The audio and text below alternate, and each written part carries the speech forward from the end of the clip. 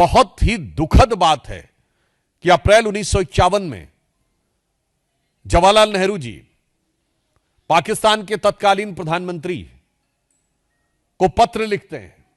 और उल्लेखनीय बात यह भी है कि लियाकत अली जो पाकिस्तान के फर्स्ट प्राइम मिनिस्टर बने, यह अंतरिम सरकार में यानी 1946 2 सितंबर को जब नेहरू जी प्रधानमंत्री बने थे तो उनके वित्त मंत्री थे और बजट उन्होंने प्रस्तुत किया था अंतरिम सरकार का। और इस बात का उल्लेख प्रणब मुखर्जी जी ने अपनी 2009-10 की बजट स्पीच में भी किया है।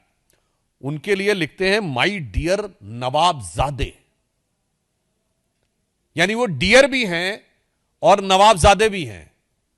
सम्मान से अभिभूत होकर वो ये कह रहे हैं कि मैं ये बात स्पष्ट करना चाहता हूं कि जो सोमनाथ का मंदिर में हो रहा है वो बिल्कुल गलत है, उसको लेकर कोई प्रचार दुष्प्रचार नहीं करना चाहिए।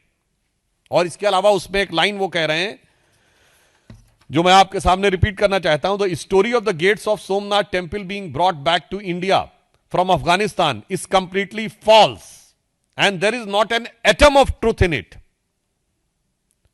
तो साहब वो ये कहते हैं कि जब महाराजा रणजीत सिंह ने काबुल जीता था तो उन्होंने सबसे पहले सोमनाथ के उन दरवाजों को मांगा था कि वो कहां हैं। ये पूरी तरह फॉल्स है। There is not an atom of truth in it. अब मैं कोट करना चाहता हूं खुद कांग्रेस सरकार के द्वारा आधिकारिक रूप से published Maharaja Ranjit Singh bye LS. Bakshi, page number 15, publish by ministry of information and broadcasting, new Delhi in 1992।